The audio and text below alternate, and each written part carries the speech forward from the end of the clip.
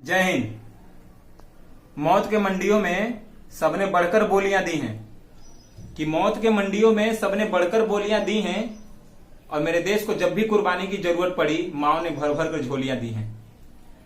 आज 26 जुलाई विजय कारगिल दिवस के रूप में मनाया जाता है। कुछ लोग इसे कारगिल युद्ध के नाम से भी पहचानते हैं और कुछ लोग आज ही के दिन ऑपरेशन विजय हुआ था ऐसा भी कुछ लोगों का मानना है।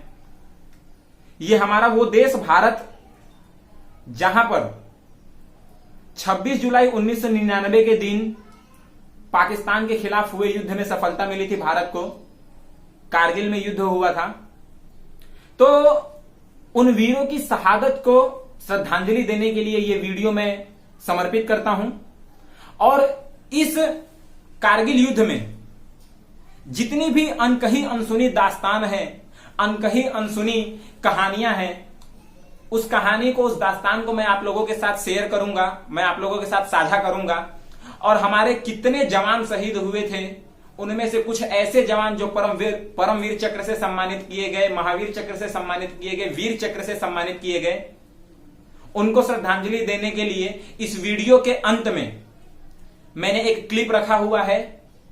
और आप सब लोगों को ये बात का ध्यान रखना है कि अगर आप एक सच्चे देशभक्त हो, आप एक सच्चे भारतवासी हो, तो आप उस वीडियो को लास्ट तक देखेंगे और भारत के उन वीरों को जिन्होंने कारगिल के युद्ध में आपने आज को त्याग दिया, अपने आज को कुर्बान कर दिया हमारे आने वाले कल के लिए, उनको श्रद्धांजलि देने के लिए ये वीडियो समर्पित है। तो आपको भी इस वीडियो को अंत तक देखना है। अगर आप एक सच्चे देशभक्त हैं तो आपको इस बात को समझना होगा। और जो भी कहानी मैं आज आप लोग के साथ शेयर करूंगा, कहां से इस युद्ध की शुरुआत हुई, कैसे हुई और कैसे खत्म हुआ, कौन कौन लोग कुर्बान हुए, ये हमारे भारत के लोग हैं। और पता है भारत को माता क्यों बोलते हैं? किसी दूसरे देश को देखा है पाकिस्तान पिता की जय, ऐसा सुना है कभी? कुछ अमेरिका मौसी, ब्रिटेन नानी, ऐसा कुछ सुना है? नहीं सुना होगा। भारत की महानता है कि भारत को माता बोला जाता है, भारत माता की जय बोला जाता है। और इतना बोलते ही भारत के वीर जवानों में एक अजब सी एनर्जी आ जाती है। उस एनर्जी को कभी महसूस किया है? आज इस वीडियो में महसूस करवाऊंगा। जब आपको यह पता चलेगा कि क्या क्या हुआ था कारगिल युद्ध में, अपने आप पर एहसास हो जाएगा। तो आप लोगों को इस वीडियो को लास्ट तक देखना है। और शहादत की श्रद्धांजलि जो देते हैं ना, कभी भी वीरों की बेइज्जती मत करना यारो। अगर आपने वीडियो बीच में छोड़ा ना, तो आपको आधी अधूरी जानकारी मिलेगी, आधा अधूरा नॉलेज मिलेगा। और आधा अधूरा नॉलेज लेना सेहत के लिए भी हानिकारक होता है। और ये एक हिसाब से इस वीडियो को आप देख रहे हो तो कहीं बेइज्जती ना हो जाए जिनकी शहादत हुई है, इस बात का ध्यान रखना। तो फाइनली हम लोग इस चीज को स्टार्ट करेंगे और आप लोगों को अनसुनी अनकही दास्तान और कहानियों के बारे में बताएंगे। तो जिस अनकही दास्तान की मैं बात कर रहा था, आज 26 जुलाई 2020 है। पूरे 21 साल कंप्लीट हो चुके हैं कारगिल युद्ध को हुए। तो इस 21 सालों तक हम कारगिल युद्ध को मनाते आ रहे हैं, या कारगिल युद्ध जो विजय दिवस है उसको हम सेलिब्रेट करते आ रहे हैं, मनाते आ रहे हैं। तो उसके बारे में थोड़ा बहुत जानकारी होना बहुत जरूरी है। सबसे पहले यहां पर देखो, कारगिल वॉर, जिसको ऑपरेशन विजय के नाम से भी जाना जाता था, एक्चुअल में इसकी शुरुआत कब हुई थी? इसकी शुरुआत जो है 2 मई 1999 को ही हो चुकी थी। और यही वो दिन था 2 मई 1999 जिस दिन इसकी शुरुआत हुई थी युद्ध की। एक चरवाहा था जिसका नाम था तासी। वो तासी नाम का चरवाहा उन इलाकों में, कारगिल के इलाकों में अपने मेमनों को, भेड़ियों को, सबको चरा रहा था। उसी में से एक मेमना गायब हो गया और उस मेमने को ढूंढते हुए वो जब पहाड़ियों के बीच पहुंचा, बहुत सारे पहाड़ियों के चारों तरफ जब उसने देखा कि कुछ हलचल सी है, उसने अपना दूरबीन निकाला और देखा तो काफी ऐसी हलचल थी जो देखने के बाद उसके होश ठिकाने नहीं रहे। और 26 जुलाई का जो ये युद्ध था, उसका जो जड़ था वो वहीं से शुरुआत हुआ। 26 जुलाई को हुए इस युद्ध में, और सफलता जो भारत को मिली थी पाकिस्तान के खिलाफ, उस युद्ध में शुरुआत यहीं से हुआ था। उस तासी नाम के चरवाहे ने जब अपने मेमने को ढूंढते हुए गया था और वहां पर उसने देखा कि कुछ हलचल सी हो रही थी उन पहाड़ियों के बीच, कुछ पाकिस्तानी घुसपैठी। अब वो पाकिस्तानी थे नहीं, अभी तक ये बात कंफर्म नहीं हुई थी। उन घुसपैठियों को देखते हुए उसने अपने आप को अकल, मतलब बोलते हैं ना कि नहीं कंट्रोल हो पाना, वो उससे कंट्रोल नहीं हो पाया। अगले दिन क्या हुआ? अगले दिन हुआ यूं, ऑफिशियल डेट 19 मई 19 मई 1999 के दिन, क्योंकि 2 मई के बाद के जितने भी थे ये सब बातें ही चल रही थी, कुछ कंफर्म था नहीं। ऑफिशियली 19 मई को ये कारगिल का युद्ध शुरू हुआ था। वहां का टेम्परेचर था 47.5 डिग्री सेंटीग्रेड। इतना खतरनाक टेम्परेचर कि खून सूख जाए, मुंह से पानी तक नहीं निकले, इतना जबरदस्त टेम्परेचर था। और इतने भरी गर्मी में सब वहां पे कारगिल के युद्ध में हमारे भारत के सैनिक खड़े थे और अपनी ड्यूटी निभा रहे थे, अपने भारत देश की रक्षा कर रहे थे। और ऐसे सिचुएशन में, उसके पहले मैं थोड़ी जानकारी दे दूं, उस समय हमारे भारत के प्रधानमंत्री थे अटल बिहारी वाजपेयी जी, और पाकिस्तान के प्रधानमंत्री थे नवाज शरीफ जी, और अमेरिका के प्रेसिडेंट थे बिल क्लिंटन। ये तीनों का नाम और होद्दा मैंने यहां पर इसलिए बोला क्योंकि अभी हम आगे पढ़ेंगे तो उसमें हमें समझना होगा। फिर ऑफिशियल डेट जो था वो 19 मई 1999 था। एक्चुअल में स्टार्टिंग इस युद्ध की 2 मई 1999 की हो गई थी। 5 मई 1999 के दिन 4 पेट्रोलिंग टीम जो इंडियन आर्मी यानी भारतीय सेना की, वो सर्च ऑपरेशन पे गई। जब ये लोग सर्च ऑपरेशन पर गए तो बहुत सारे लोगों के साथ फायरिंग हुई, मुठभेड़ हुआ, जिस मुठभेड़ में हमारे 5 सोल्जर पकड़े गए और उनको पकड़ने के बाद उनको बहुत टॉर्चर किया गया। जब उनको टॉर्चर किया गया तो ये बात जो है अगले ही दिन 6 मई 1999 को डिफेंस मिनिस्ट्री यानी कि हमारे भारत की जो डिफेंस मिनिस्ट्री थी उनके अंदर एक खलबली मची कि हमारे देश के सैनिकों के साथ ऐसा हुआ, उनको पकड़ लिया गया, उनको टॉर्चर किया गया। 8 मई के दिन इस्लामाबाद हेडक्वार्टर में 8 मई 1999 को इस बात का पता चला। 9 मई 1999 के दिन शाम को ही पाकिस्तान की तरफ से लगातार फायरिंग होने लगी, और फायरिंग होने की वजह से भारत और पाकिस्तान के बीच युद्ध और भी ज्यादा संगीन मोड़ ले लिया। उसके बाद 10 मई के दिन सिक्योरिटी ब्रीफिंग की गई, मीटिंग रखा गया और अपने अपने देश की सिक्योरिटी ब्रीफिंग की गई। और ये सिक्योरिटी ब्रीफिंग स्पेशली पाकिस्तान में की गई थी, पाकिस्तान वालों की तरफ से, कि उनको अपने देश की सुरक्षा के लिए क्या करना है। 14 मई के दिन जो जाट रेजिमेंट था, जाट रेजिमेंट में मेजर सौरभ, जो सौरभ कालिया जी थे, लेफ्टिनेंट सौरभ कालिया, वो उस जाट रेजिमेंट के हेड थे, स्क्वाड लीडर थे। जब ये लोग गए थे जाट रेजिमेंट की तरफ से 14 मई 1999 के दिन, सिचुएशन कुछ ऐसी हुई कि ये बंदी बना लिए गए, किडनैप कर लिए गए पाकिस्तान आर्मी के द्वारा, और कुछ युद्ध के नियम के खिलाफ वहां पे कार्यवाही हुई जो नहीं होनी चाहिए थी। इनके आंखें निकाल ली गई, इनके नाखून, दांत, हड्डियां सब तोड़ दी गई थी, और उनके लाशों को काट काट कर, मतलब पूरा इस तरह से बिखार, मतलब मेरे शब्द नहीं निकल पा रहे, मैं क्या बोलूं आप लोगों को। लाशों को इस तरह से बिखरा दिया गया था, और ये किसी भी युद्ध के खिलाफ है, किसी भी युद्ध के नियम के खिलाफ, किसी भी सेना के साथ ऐसा नहीं करना चाहिए। क्यों? वो अपने देश के लिए लड़ रहा है, हम अपने देश के लिए लड़ रहे हैं, है तो सेना ही ना, अपने अपने देश के लिए। सबके अंदर देशभक्ति होती है, आपके अंदर भी देशभक्ति होगी, आप उस तरह से अपने देशभक्ति को निभाइए। आगे क्या हुआ, 16 और 17 मई 1999 के दिन कारगिल के इलाके में उत्तर के दिशा में 80 किलोमीटर तक के एरिया में जितनी भी पहाड़ी फैली हुई थी, उस पूरे पहाड़ी पे चारों तरफ से पाकिस्तानी सेना ने यानी कि घुसपैठियों ने अपना आतंक जमा लिया था, उस पूरे एरिया को कवर कर लिया था। उसके बाद 18 मई 1999 के दिन डिफेंस मिनिस्ट्री को जब ये बात ऑफिशियली पता चली कि हमारे भारत में ऐसी ऐसी सिचुएशन हो गई है, कारगिल के उत्तर दिशा में 80 किलोमीटर के बाद वाले एरिया में पूरे पाकिस्तान के आर्मी ने या फिर घुसपैठियों ने कवर कर लिया हुआ है। फिर 24 मई 1999 के दिन टाइगर हिल और मोटाडोलो मतलब ये दोनों क्या है, पॉइंट थे जो भारत के थे, भारत के हिस्से में आते थे। ये यहाँ पर 18 मई 1999 के दिन यहाँ पर जब युद्ध हुआ, मतलब मुठभेड़ हुआ, तो इंडियन आर्मी यानी भारतीय सेना ने अपना कब्जा जमाने की वहां पर पूरी तरह से कोशिश की कि ये हमारा है और हमारा ही रहे, हमारे ही हिस्से में रहे, और किया भी इन लोगों ने, भारतीय सेना ने। उसके बाद 25 मई 1999 के दिन प्रेस कॉन्फ्रेंस रखा गया दिल्ली में, जहां पर प्रधानमंत्री आवास होता है, वहां पर प्रेस कॉन्फ्रेंस रखा गया। और प्रेस कॉन्फ्रेंस में अटल बिहारी वाजपेयी ने प्रेस के सामने डायरेक्टली ये बात बोल दी, सच सच की जो भी सिचुएशन भारत की सीमा पर चल रहे थे एलओसी पर, वो सारे सिचुएशन को बता दिया। और उन्होंने साथ में ये भी कहा कि हमारी जीत होगी अंततः इस युद्ध में। उसके बाद एयर चीफ मार्शल, जब ये एयर कॉन्फ्रेंस हो गया, कॉन्फ्रेंस के बाद एयर चीफ मार्शल जिसका नाम था एवाई टिपनेश्वर, जिनका नाम था एवाई टिपनेश्वर, इन्होंने क्या किया, ये प्लेन लेकर गए और वहां पर डायरेक्ट एयर स्ट्राइक चालू कर दिया। इन्होंने लगातार युद्ध करने लगे, युद्ध उधर से भी हो रहा है, इधर से भी हो रहा है। 26 मई 1999 के दिन पठानकोट और श्रीनगर दोनों जगहों से लगातार फ्लाइटें उड़ने लगी, घमासान युद्ध चल रहा है। और उसी दिन 26 मई के दिन ही ऑपरेशन विजय और सफेद सागर नामक दो मिशन की शुरुआत हुई। सफेद सागर इंडियन एयरफोर्स यानी भारतीय वायुसेना के लिए था, और ऑपरेशन विजय भारतीय सेना यानी इंडियन आर्मी के लिए, थल सेना के लिए था। ये दोनों ही ऑपरेशन की शुरुआत जो है 26 मई के दिन ही हुई थी, 26 मई 1999 के दिन।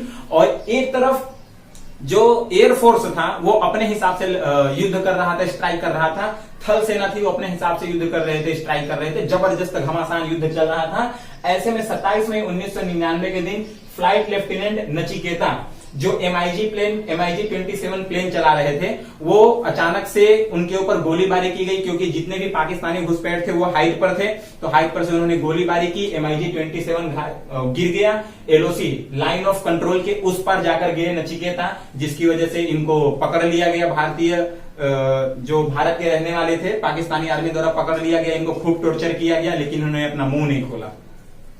और ये भी युद्ध के नियम के खिलाफ है कि किसी को पकड़ के आप टॉर्चर नहीं कर सकते। जैसा केस आपको पता है अभी अभिनंदन जी के साथ हुआ था, केरला के रहने वाले थे, तो उनको भी पकड़ के टॉर्चर किया गया था। लेकिन ये बात को पकड़कर आप उसको टॉर्चर नहीं कर सकते, ठीक है। तो 27 मई को नचिकेता पकड़े गए, LOC के उस पार उनका प्लेन जो है गिर गया था। उसके बाद स्क्वाड लीडर अजय आहूजा ये भी गए थे अपने MiG 27 प्लेन को लेकर, लेकिन इनके ऊपर भी गोलीबारी हुई। और जब गोलीबारी अचानक से होने लगी तो ये अपना पैरासूट मतलब पहनकर कूदे, और कूदते ही उनके पूरे बॉडी को छल्ली कर दिया गया, गोलियों से भून दिया गया, और लाश के टुकड़े टुकड़े हो गए। ये भी नहीं बचे। उसके बाद 28 मई 1999 के दिन MiG का जो टीम था वो पूरी तरह से खत्म हो गया। हमारे 4 सोल्जर्स जो है उस दिन शहीद हो गए। उन 4 सोल्जर्स के लिए मैं सत नमन करता हूं, उनके शहादत को श्रद्धांजलि देता हूं। भगवान उनकी आत्मा को शांति दे, उनके परिवार को तरक्की दे। 1 जून के दिन पेट्रोलिंग और बढ़ गई सीमा पर, LOC पर, लाइन ऑफ कंट्रोल पर 1 जून के बाद और पेट्रोलिंग बढ़ गई, पाकिस्तान की तरफ से भी, इंडियन आर्मी की तरफ से भी।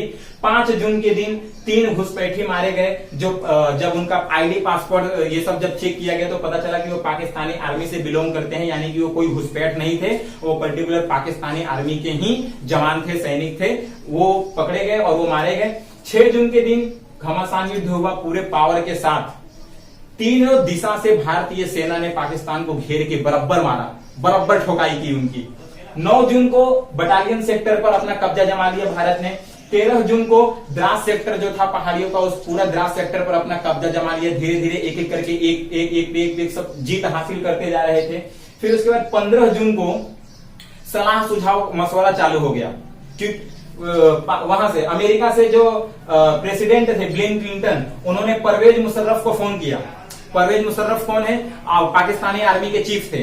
तो पाकिस्तानी आर्मी के चीफ परवेज मुशर्रफ को फोन करके बोला कि आप पाकिस्तानी सेना को बोलो कि वो अपने आप को पीछे ले लें, उनको युद्ध करने की जरूरत नहीं है। और वो चलता रहा। फिर उसके बाद 14 से लेकर 28 जून तक कंटिन्यूअस ये फाइटिंग जो है होती रही। भारत और पाकिस्तान के बीच जबरदस्त घमासान युद्ध चलता रहा। एक तरफ पाकिस्तान के पास पूरी तैयारी थी, वो लोग हाइट पे थे, उनके पास प्लस पॉइंट था, और भारत के पास माइनस पॉइंट था कि वो अपने ही जगह को खो चुके थे, और उनके लिए उसको लड़ना बहुत जरूरी था भारत को। तो उन्होंने लड़ा और जीत भी हासिल की। फिर उसके बाद 3 जुलाई 1999 को रात को 11:54 पे लगातार 14 घंटों तक फाइटिंग हुई, और फाइटिंग होने के बाद टाइगर हिल्स पर भारत ने फिर से अपना कब्जा पा लिया। टाइगर हिल्स फिर से भारत का हो गया। फिर 5 जुलाई 1999 को कंप्लीट विड्रोवल, पाकिस्तान की आर्मी ने कितने तारीख को 5 जुलाई 1999 को कंप्लीट विड्रोवल ले लिया। मतलब वो अपने देश, मतलब अपने सीमा से वो पीछे चले गए, वो युद्ध से पीछे हो गए। फिर 11 जुलाई 1999 को ऑफिशियली विड्रोवल लिया गया, मतलब पाकिस्तान आर्मी के चीफ द्वारा जो थे या फिर वहां के प्रेसिडेंट थे उनके द्वारा ये सोशल पे बता दिया गया कि हमने विड्रॉ कर लिया है। फिर उसके बाद 14 जुलाई 1999 के दिन अटल जी ने अनाउंस किया कि हम ऑपरेशन विजय जो हम कर रहे थे वो हमारा सक्सेसफुल हुआ। फिर 15 से 25 जुलाई तक यानी लगातार 10 दिनों तक सर्च ऑपरेशन जारी रहा कि कहीं कोई अभी भी नहीं पड़ा हो, किसी शहीद हुए सैनिक की या किसी शहीद हुए जवान की कुछ चीजें या कुछ भी, बहुत सारी चीजें होती है। बहुत बड़े बड़े सर्च ऑपरेशन चले, सारे सर्च ऑपरेशन सक्सेसफुल रहे। फिर उसके बाद फाइनली 26 जुलाई 1999 को ऑफिशियल डेट अनाउंस किया गया कारगिल वॉर के लिए। इस दिन कारगिल वॉर समाप्त हुआ और यही वो दिन था जिस दिन को विजय दिवस के रूप में मनाया जाता है। और सफेद सागर जो मैंने यहाँ पे बताया था वो एयरफोर्स के लिए भी बहुत बड़ा दिन था। तो ये जो कारगिल का युद्ध था ये अकेले सिर्फ भारतीय थल सेना द्वारा नहीं जीता गया।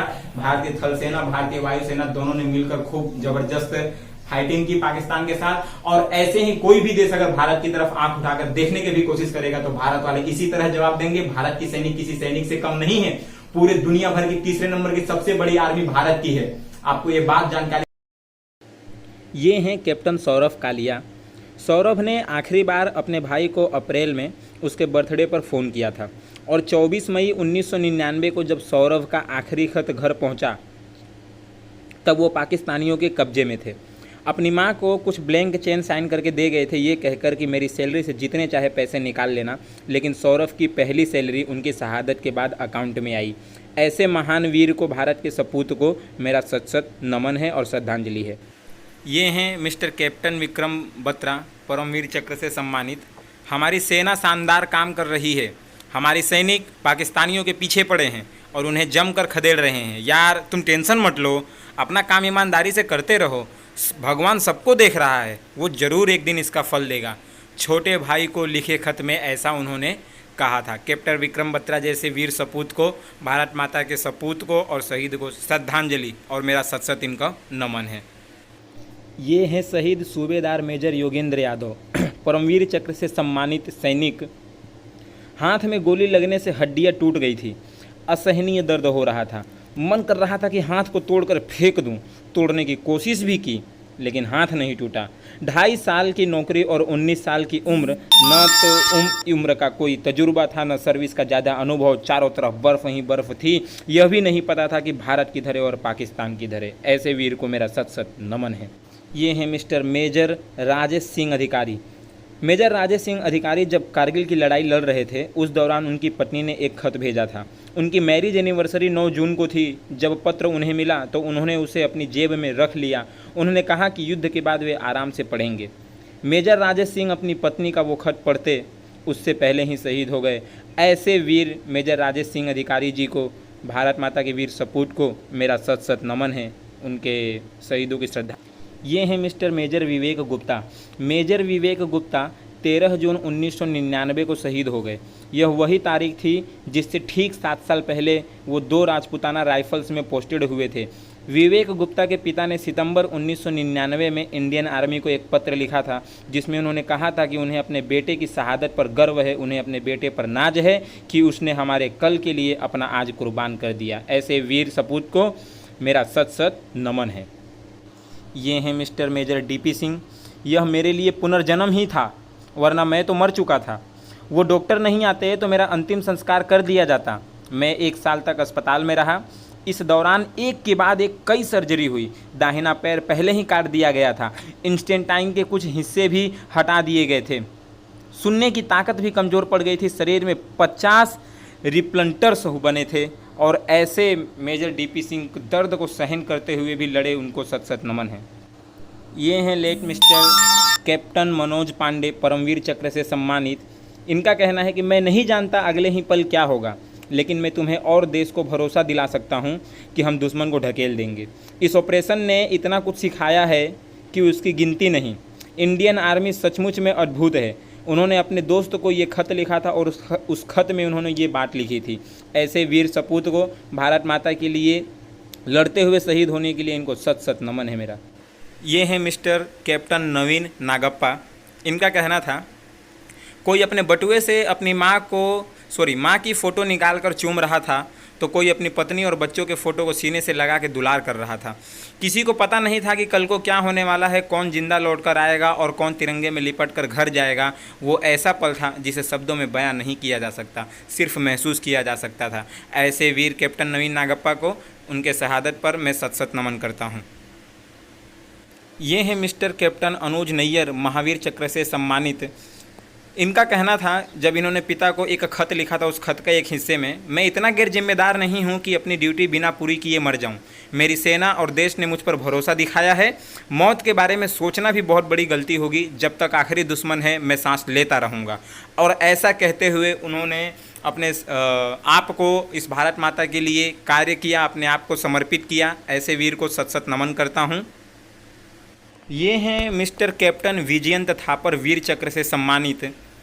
पिता को इन्होंने खत लिखा था और आखिरी खत था, उसमें उन्होंने लिखा, मुझे कोई शिकायत अफसोस नहीं है और अगर मैं अगले जन्म में फिर से इंसान के रूप में ही पैदा होता हूँ तो मैं भारतीय सेना में ही भर्ती होने जाऊंगा और अपने देश के लिए लड़ूंगा। देश पर मर मिटने वाले इन लोगों का ये अहम बलिदान कभी मत भूलना। पापा, आपको तो मुझ पर गर्व होना चाहिए कि मैं अपने देश के लिए बलिदान दे रहा हूँ। ऐसे वीर को मेरा सत सत नमन है।